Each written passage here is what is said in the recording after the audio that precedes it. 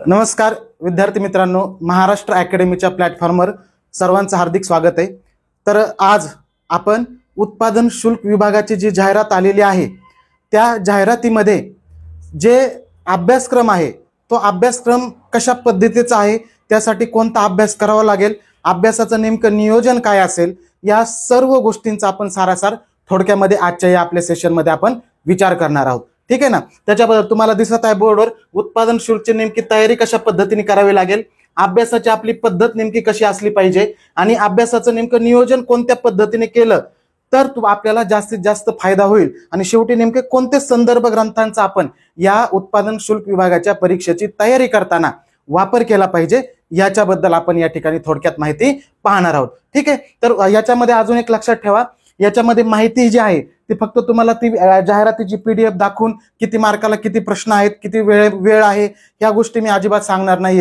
इथं आपल्याला काटेकोरपणे जे 40-42 दिवस राहिलेत, आपल्याकडे जवळपास 42 दिवस राहिलेले आहेत, या 42 दिवसामध्ये कशा पद्धतीने आपलं अभ्यासाचं नियोजन असलं पाहिजे याच्याबद्दलच आपण माहिती पाहणार आहोत। त्याच पद्धतीने इतर वेगवेगळ्या ज्या जाहिराती येतात त्या जाहिरातीसोबत या जाहिरातीची सुद्धा तुलना करणार आहोत। पुढे जाऊया। ठीक आहे। सगळ्यात पहिल्यांदा आता नेमकी कोणत्या परीक्षेची तयारी करू याच्याबद्दल अनेक विद्यार्थ्यांच्या मनामध्ये संभ्रम आहे, कारण की सध्या महाराष्ट्र पोलीसची तयारी करणारे अनेक विद्यार्थी आहेत। त्याच पद्धतीने ही जाहिरात झाल्यानंतर लगेच जेल पोलीसची सुद्धा जाहिरात येणार आहे, त्याच्यामुळे याची तयारी करू की SSC GDची सुद्धा आता मोठ्या प्रमाणावर भरती होणार आहे। 24 तारखेपासून फॉर्म भरायला सुरुवात आहे आणि त्याच पद्धतीने उत्पादन शुल्क विभागाची सुद्धा। या तिन्हीपैकी कशाची नेमकी तयारी करू याच्याविषयी सर्वांच्या मनामध्ये एक कन्फ्युजन तयार झालेलं आहे। या कन्फ्युजन मध्ये तुम्हाला सर्वात महत्त्वाचा घटक सांगतो, पोलीस भरती तयारी करणारे जे विद्यार्थी आहेत हे सर्व विद्यार्थ्यांनी या दोन्हीपैकी कोणत्या ना कोणत्या परीक्षेची तयारी केली तरी हरकत नाही, कारण पोलीस भरती अजून थोडीशी लांब आहे, थोडासा वेळ आहे। मग तोपर्यंत आपण करंट मध्ये राहिलो पाहिजेत, अभ्यासाच्या टच मध्ये पाहिजेत, ग्राउंडच्या पण टच मध्ये पाहिजेत। तर याच्यासाठी आपल्याला हे योग्य पर्याय आहेत आणि खूप चांगले पर्याय आहेत। SSC GD बद्दल सुद्धा आपला व्हिडिओ आहे, तो व्हिडिओ तुम्ही जाऊन बघू शकता, त्याच्याबद्दल सुद्धा विशेष चांगल्या पद्धतीने आपण माहिती सांगितलेली आहे। आणि उत्पादन शुल्क आता पहा, ज्यांनी याच्या अगोदर तलाठी किंवा वनरक्षक अशा वेगवेगळ्या परीक्षांचा अभ्यास केलेला आहे त्यांना उत्पादन शुल्कचा तयारी करताना जास्त अडचण येणार नाहीत, कारण की TCSनेच ती परीक्षा घेतली होती, ही सुद्धा परीक्षा TCSच घेणार आहे। फक्त फरक असा आहे की उत्पादन शुल्क आणि SSCची तुलना करताना इथं हिंदी व्याकरणाची आपण जास्तीत जास्त विद्यार्थी महाराष्ट्रातले तयारी करणार आहेत, इथं आपल्याला इंग्रजी व्याकरणाची तयारी करावी लागणार आहे। हा त्यामध्ये महत्त्वाचा फरक आहे। त्यामुळे आपण ठरवू शकतो नेमका कोणता पर्याय निवडायचा आहे। पण पोलीस भरती करणाऱ्या मुलांनी या दोन्हीपैकी कोणता ना कोणता एक पर्याय निवडला आणि त्याचा डेडिकेशन देऊन त्याचीच जर तयारी केली तर तुम्हाला त्याचा फायदा होईल। मग SSC GD करावी का उत्पादन शुल्क करावी का नाही हा व्हिडिओ पाहिल्यानंतर तुम्ही विचार करा। आणि SSC GDचा विचार आपण अगोदरच्या एका व्हिडिओमध्ये केलेला आहे, तो व्हिडिओ तुम्ही जाऊन पाहू शकता किंवा डिस्क्रिप्शन मध्ये मी तुम्हाला त्याची लिंक सुद्धा देईल। ठीक आहे। यानंतर बघा अजून एक महत्त्वाचा मुद्दा राहिला, कमीत कमी जागा आहेत बघा एक्साईजच्या, आणि एक्साईजच्या जागा कमी असल्यामुळे सुद्धा मनामध्ये संभ्रम अनेक विद्यार्थ्यांचा आहे। तरी सुद्धा मी तुम्हाला सांगतो, जागा किती आल्या तरी फॉर्म भरणारे विद्यार्थी कमी होत नाहीत। सरकारला वाटत होतं की 1000 रुपये फीस ठेवू आपण, विद्यार्थी कमी फॉर्म भरतील, तसं अजिबात होत नाही। हजारोच्या संख्येने लाखोच्या संख्येने विद्यार्थी फॉर्म भरत आहेत, फॉर्म तर येणार तेवढे येणारच आहेत, पण कॉम्पिटिशन मध्ये जागांचा विचार करायचा नाही, कारण की तुम्ही जर परीक्षेला एखादा फॉर्म भरला तर तुम्ही अभ्यासामध्ये राहता, भले तुमचं सिलेक्शन होईल किंवा नाही होईल, मग तुम्ही अभ्यासामध्ये राहिले तर तुम्हाला इतर इनडायरेक्टली ह्या परीक्षेला तरी फायदा होईल किंवा इथून या परीक्षेला तरी फायदा होईल। त्यामुळे नक्कीच फॉर्म भरा, तयारी करा, तयारी केल्याने वाया जात नाही, ही गोष्ट या ठिकाणी लक्षात ठेवा। ठीक आहे। पुढे जाऊया आपण। त्यानंतर बघा आता आपण महत्त्वाच्या विषयाकडे वळतोय, उत्पादन शुल्क विभाग। उत्पादन शुल्क विभागामध्ये नेमकं काय काय आपल्याला पाहायचं याच्या व्हिडिओमध्ये थोडक्यात पहा। एक तर अभ्यासक्रमाचं विश्लेषण करणार आहोत आपण। विश्लेषण म्हणजे 30 मार्काला एक विषय, 4 विषय, 120 मार्काची परीक्षा आहे, एवढं नाही सांगणार आहे। त्याचं विश्लेषण म्हणजे कोणत्या विषयाला कोणत्या पद्धतीने आपण अप्रोच आपला कसा असला पाहिजे याबद्दल, नियोजन कसं असलं पाहिजे हा एक महत्त्वाचा घटक आहे। आणि कोणते घटक जास्त उपयोगी ठरतील, संदर्भ ग्रंथ कोणते असतील, आणि नेमकी स्पर्धा किती आहे आणि त्या स्पर्धेचा मला किती इम्पॅक्ट माझ्यावर पडेल या गोष्टीचा विचार करण्यासाठी आपण हे पुढे सेशन पाहत आहोत।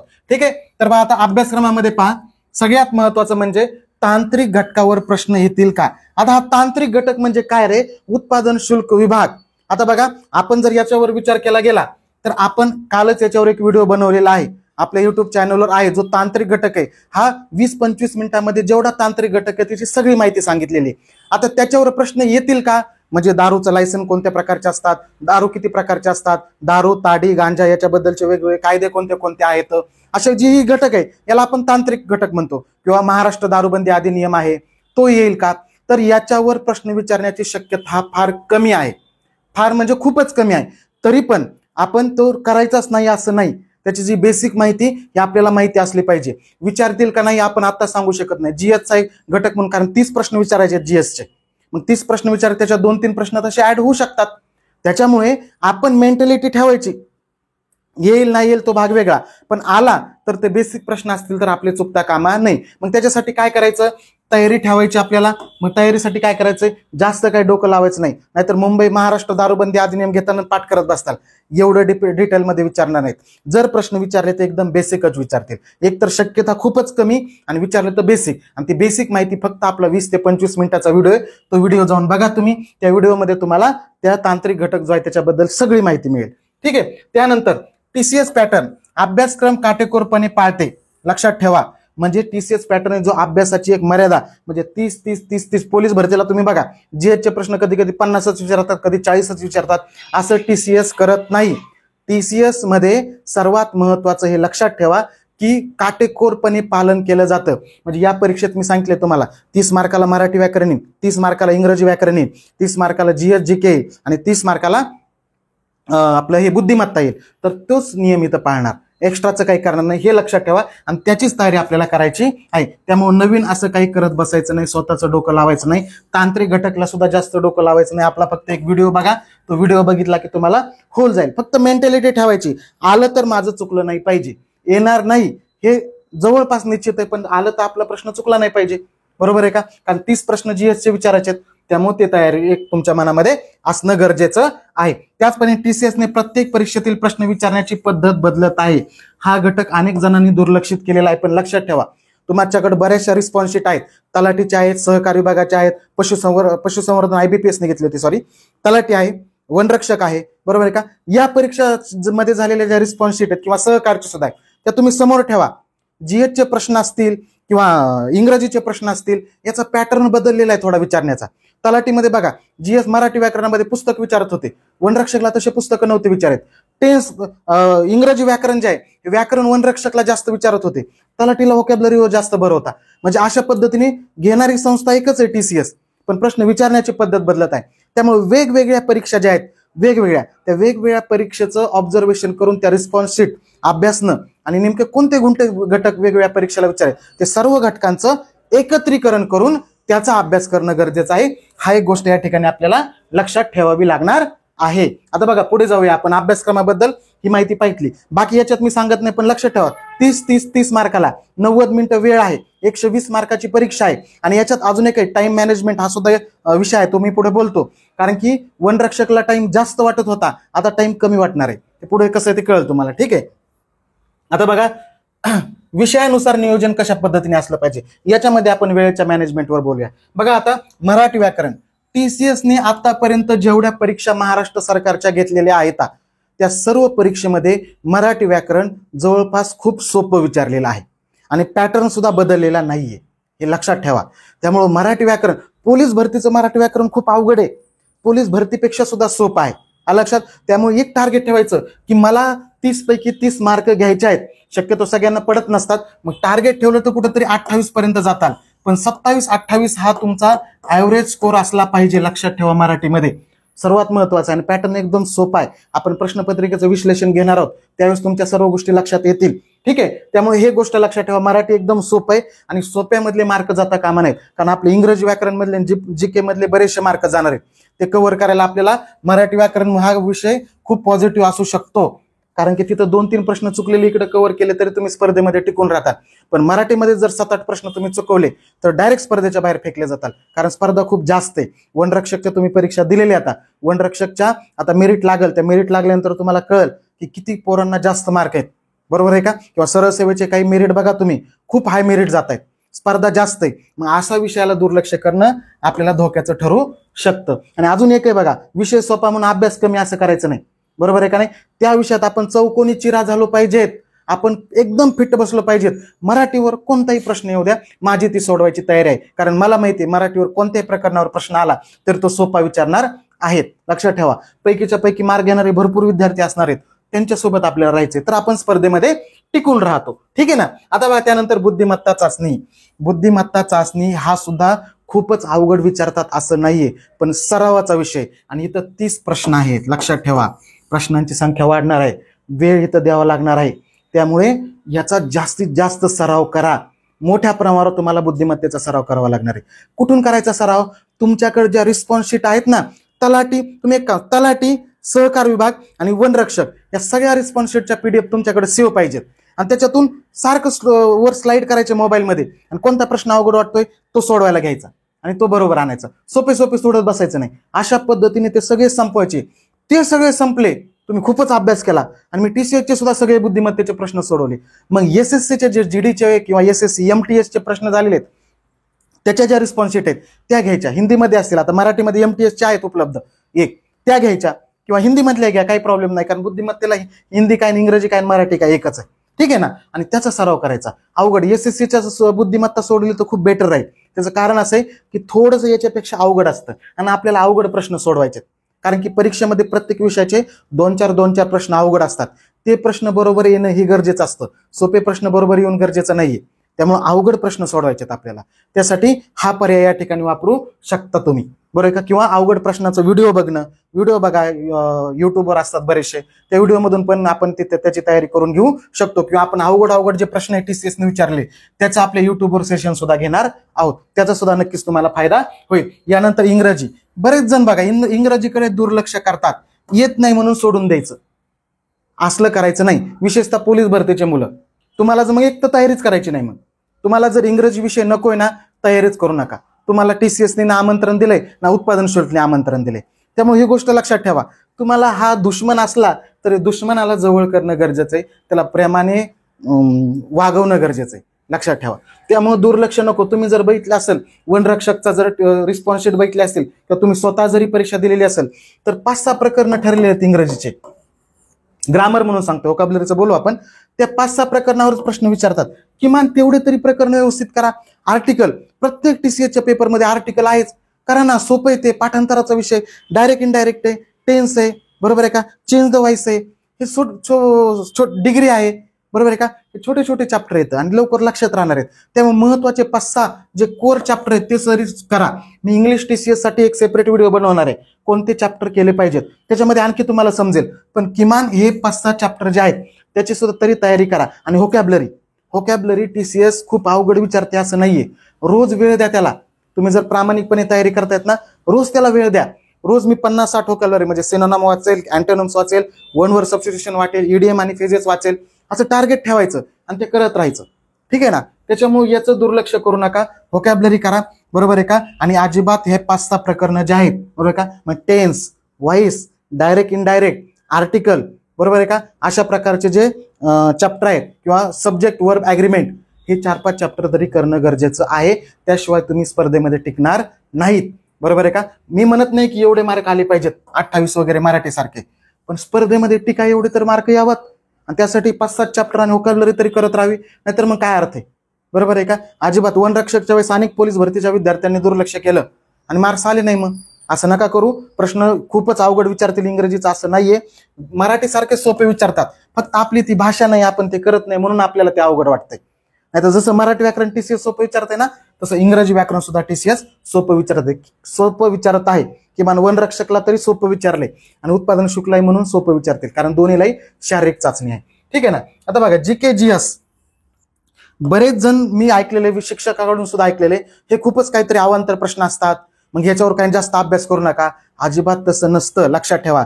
तुम्ही जे वाचलंय ते वाचलेच आहे असे प्रश्न येतील अशातला काही भाग नाही, पण ते वाचन तर करणं गरजेचं आहे. लॉजिक बिल्डअप झालं पाहिजे. तुम्हाला एखाद्या प्रश्नावर गोळी मारायची, ती गोळी मारायची तरी अक्कल आली पाहिजे. आणि या गोळ्या मारायची अक्कल कधी कधी येते आपलं वाचन जास्तीत जास्त असल्यामुळे. त्यामुळे GSचं वाचन जास्तीत जास्त करा आणि त्याचा फायदा GDची तयारी करत असताल तिकडे होणार आहे, पोलीस भरतीची तयारी करत असताल तर तिकडे पण होणार आहे. त्यामुळे वाचन करा, दुर्लक्ष करायचं नाही. आणि विचारता सोपे, खूप अवघड नाही. राज्यघटनेवर कलमच विचारतायत, महाराष्ट्राच्या भूगोलावर प्रश्न विचारतायत. तुम्ही वनरक्षक जर बघितला असेल तर बरोबर आहे का. आणि सोपे सोपे प्रश्न विचारतायत, नाहीत अवघड विचारत फार. उगा एखाद्या शिफ्टमध्ये 5-6 प्रश्न अवघड विचारले की लय अवघड आहे, लय अवघड आहे असं करत बसायचं नाही. बहाणे बनवायचे नाही अभ्यासाला. 120 मार्काची परीक्षा आहे, 120च्या 120 मार्काची मी तयारी करणार आहे, त्याच्यात जास्तीत जास्त मी गुण घेणार आहे, त्यामध्ये कोणत्याही घटकाकडे मी दुर्लक्ष करणार नाही. या मेंटॅलिटीने जेव्हा तुम्ही अभ्यास करताल त्यावेळेस तुम्हाला जास्तीत जास्त त्याचा फायदा होणार आहे. त्यामुळे अजिबात दुर्लक्ष करायचं नाही, जास्तीत जास्त वाचन करायचं, त्याच्यातून येतं. आणि रिस्पॉन्स शीट तर तुमच्याकडे आहेत, मी सांगितलं तुम्हाला, ती गीता म्हणून समोर ठेवायच्या. भगवद्गीताच आहे आपली ती, बरोबर आहे का. वनरक्षकच्या रिस्पॉन्स शीट आणि तलाठीच्या, आणि त्यातलं जे काही वाचायचं, त्यात कोणते कोणते जे केवर घटक विचारलेत ते घटक आपल्या पुस्तकातून जाऊन वाचायचे.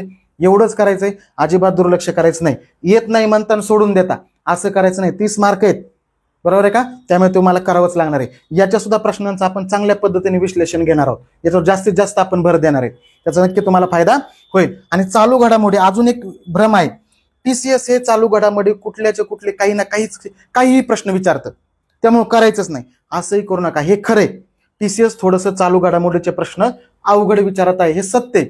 पण अवघड विचारत आहे म्हणून वाचायचंच नाही असं नाही. कोणतं तरी एक छोटं पुस्तक घ्यायचं ज्याच्यामध्ये 5-6 महिन्याच्या मागच्या करंट आहे, चालू घडामोडी आहेत, आणि ते सारखं सारखं रिव्हिजन करत राहा, त्याचा फायदा होतो. बरोबर आहे का. लॉजिकने तरी काही ना काही आपली गोळी तरी बरोबर लागते, बरोबर आहे का. आणि येतात 2-3 प्रश्न असे असतात की ज्यांनी कॉमनली वाचले त्यातले असतात. आणि तुम्हाला माहिती आहे GS मध्ये जास्तीत जास्त भर तर चालू घडामोडीच देतात. आता 30 मार्काला म्हणल्यावर जवळजवळ 8-10 मार्काचे प्रश्न तुम्हाला वाटतं चालू घडामोडीच विचारतील. मग कसं करायचं. आणि जर सोपे विचारले तर, त्यामुळे करायचं. येईल ना येईल, अवघड येईल, सोपं येईल, तो भाग एक्झाम झाल्यानंतर विचार करायचा.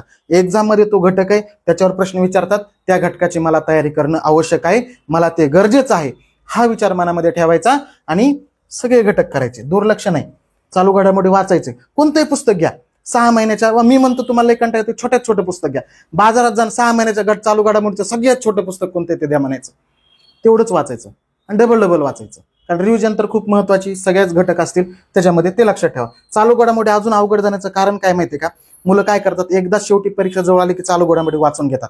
तसं लक्षात राहत नसतं, त्याला डबल रिव्हिजन द्यावी लागते. 4-5-6 वेळेस ते वाचावं लागतात, त्याला काळं निळं करावं लागतं पुस्तक, त्यावेळेस त्या गोष्टी लक्षात राहत असतात, हे लक्षात ठेवा. त्याच्यामुळे आपण याच्याकडे सुद्धा दुर्लक्ष करायचं नाही. आणि प्रश्नांचं जमेल तेवढं विश्लेषण, जेवढं तुमच्याच्याने पॉसिबल आहे तेवढ्या. मी मागाशीच तुम्हाला सांगितलं, TCS ने घेतलेली परीक्षा वनरक्षक असेल, तलाठी असेल किंवा SSC GD MTS चे पेपर असू द्या, होता येईल तेवढा तुम्ही जास्तीत जास्त प्रश्नांचा सराव करा. तुमच्याकडे भरमसाठ प्रश्न आहेत, आता होता येईल तेवढा प्रश्नांचा सराव करा. कारण ही वेळेची सुद्धा परीक्षा आहे. वनरक्षकची परीक्षा वेळेची नव्हती, फक्त अभ्यासाची होती, कारण प्रश्न कमी होते आणि भरमसाठ वेळ होता. आता तसं नाहीये, ही परीक्षा वेळेची पण आहे आणि ही परीक्षा अभ्यासाची पण आहे, आणि याच्यात जागाही कमीत आणि या स्पर्धाही जास्त आहे. त्याच्यामुळे तुम्हाला काटेकोरपणे ते सगळे प्रश्न जे आहेत, ते प्रश्नांचं तुम्हाला काय करावं लागणार आहे, विश्लेषण करावं लागणार आहे, ते प्रश्न अभ्यासावे लागणार आहेत. ठीक आहे ना. पुढे जाऊया आपण आता बघा, अजून एक सर्वात महत्वाचा विद्यार्थ्यांमध्ये पडणारा प्रश्न, नेमकी ही उत्पादन शुल्कच्या जागाही कमी आहेत का, मग स्पर्धा किती आहे. साहजिकच याची स्पर्धा खूप जास्त आहे. का सांगतो तुम्हाला, आता मुलींचा विषय पहिल्यांदा, इथं मुलींचा मुद्दा आहे तो सांगतो. मुलींची उंचीचा क्रायटेरिया इथं जास्त आहे मुलींचा, बरोबर आहे का. आणि शक्यतो मुलींचा क्रायटेरिया 160 आहे बहुतेक उंचीचा मुलींचा. मुलांची आहे एवढीच ठेवलेली. मग एवढी मोठी हाईटचा जर क्रायटेरिया असेल तर त्याचा फायदा ज्यांची उंची बसते त्या मुलींना होणार आहे.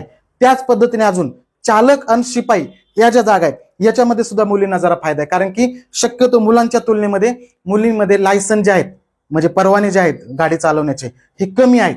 म्हणजे एक तर हाईट जास्त आहे आणि गाडी चालवण्याचे परवाने सुद्धा कमी येतं. त्याच्यामुळे काय करावं लागणार, मुलींना थोडासा फायदा होणार आहे. ज्या मुलींना ही पोस्ट आवडते, ही पोस्ट सगळ्यालाच आवडते, पण डेडिकेशनने करायची जर तुमच्या आतून मनातून इच्छा येत असेल तर नक्की 100% तुम्ही क्रायटेरियात बसत असताल तर या परीक्षेचा विचार करू शकता. ठीक आहे ना. आता बघा, अजून एक महत्वाचा मुद्दा आहे, हा बऱ्याच जणांच्या लक्षात येत नसेल, हा सांगतो. MPSC आणि सरळ सेवेची इतर ज्या सरळ सेवाच्या भरती चालू ना आता, याची तयारी करणाऱ्या जे मुलं आहेत यांचं कॉम्पिटिशन वनरक्षक आणि पोलीस भरती याच्यापेक्षा या पदाला जास्त आहे उत्पादन शुल्कला.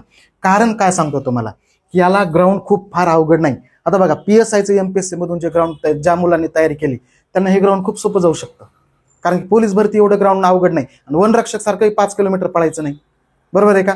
त्याच्यामुळं ग्राउंड थोडंसं सोपं असल्यामुळं जे कमी वयाचे मुलं आहेत MPSC करणारे 22-23 पर्यंतचे, की ज्यांनी एखादी मेन्स मुख्य परीक्षा वगैरे दिलेली, कारण क्लर्क मेन्स पण आहे, त्यामध्ये बरेच जण तयारी करतायत आता, त्यामुळे ते फ्लोमध्ये आहेत. तर ते मुलांना कॉम्पिटिशन चांगलं तगडं राहणार आहे. तरी घाबरून जायचं नाही आपण. एमपीसीचे पोरं काय लय शहाणे नसतात, लय हुशार आहेत अशातला काय भाग नसतो. ठीक आहे ना. पोलीस भरतीमध्ये सुद्धा खूप हुशार विद्यार्थी आहेत, भरतीची तयारी करणारे, एसएससी आर्मीची तयारी करणारे भरपूर विद्यार्थी हुशार आहेत. फक्त त्यांना जाणीव झाली पाहिजे, मी पण करू शकतो, माझ्याच्याने पण होईल. त्यावेळेस ते आपोआप त्यांच्या कॉम्पिटिशनमध्ये टिकतात. फक्त एक मेंटॅलिटी ठेवा की कॉम्पिटिशन याचं वनरक्षकपेक्षा आणि पोलीस भरतीपेक्षा तर खूपच जास्त आहे. त्यामुळे आपल्याला तयारी जर करायची असेल या पदाची तर खूप जास्तची मेहनत घ्यावी लागणार आहे. हा घटक मात्र या ठिकाणी लक्षात ठेवायचा आहे. ठीक आहे. पुढं वनरक्षक तलाठीसाठी अभ्यास केलेले विद्यार्थी स्पर्धेत पुढे असणार आहेत. ज्या ज्या विद्यार्थ्यांनी पहिल्यांदा वनरक्षकसाठी अभ्यास केलेला आहे, तलाठीसाठी अभ्यास केलेला आहे किंवा अनेक इतर जे महाभरती चालू आहे आता याच्यामध्ये वेगवेगळ्या परीक्षांमध्ये अभ्यास केलेला आहे आणि त्या परीक्षा जाऊन दिलेल्या आहेत, त्या मुलं स्पर्धेमध्ये खूप पुढे असणार आहेत. कारण त्यांचा अनुभव हा खूप जास्त असणार आहे आणि खूप जास्त अनुभव असल्यामुळे ते स्पर्धेत जास्तीत जास्त पुढे राहिल्यामुळे त्याचा काय होणार आहे, तुम्हाला जास्तीत जास्त फायदा होणार आहे. त्यामुळे या विद्यार्थ्यांना नक्कीच फायदा आहे. कारण की ही परीक्षा काय आहे, हे TCS पॅटर्न काय आहे हे या विद्यार्थ्यांना बऱ्यापैकी समजलेलं आहे, अनुभव त्यांनी घेतलेला आहे.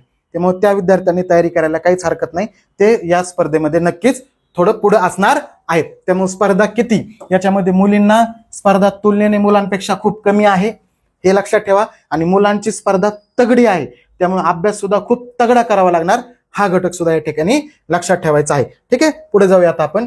आता संदर्भ ग्रंथ कोणते वाचायचे.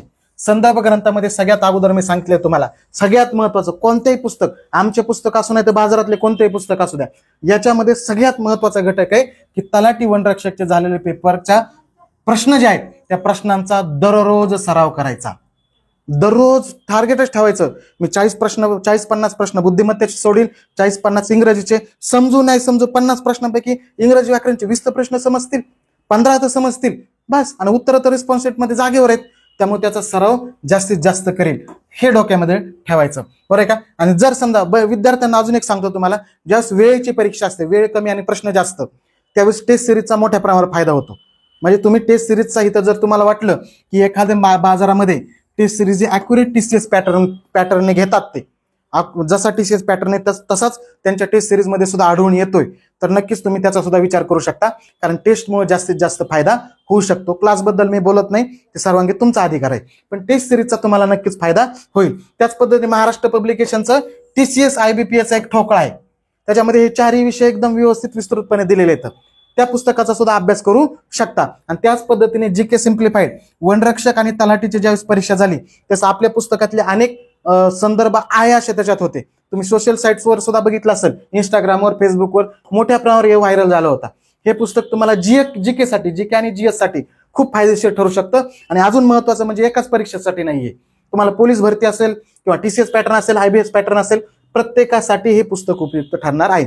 GK सिम्प्लिफाईडचं हे पुस्तक सुद्धा तुम्ही या ठिकाणी वापरू शकता. आणि अतिशय डिटेलमध्ये दिलेलं आहे आणि सर्व विषय त्याच्यामध्ये कव्हर केलेले आहेत. किंवा पूर्ण ठोका सगळे मला चारही विषय एकत्र पाहिजेत TCS साठी, तर मात्र हे गाईड तुम्ही पहिले परिपूर्ण जे गाईड आहे TCS IBPS साठी ते तुम्ही वापरू शकता. या संदर्भ ग्रंथाचा वापर नक्कीच करू शकतो. आता अजून महत्वाचं की आता लेक्चर तर घेतलेलं आहे मी, याच्यासाठी तुम्ही काय करणार आहेत म्हणजे आम्ही स्वतः, तर सगळ्यात महत्वाचं म्हणजे आपण TCS ने विचारलेले जे अवघड प्रश्न आहेत चारही विषयाचे, इंग्रजी असेल, बुद्धिमत्ता असेल किंवा GK GS असेल किंवा मराठी व्याकरण असेल, त्या अवघड प्रश्नांचं आपण विश्लेषण व्हिडिओच्या माध्यमातून, युट्यूबच्या माध्यमातून करणार आहोत.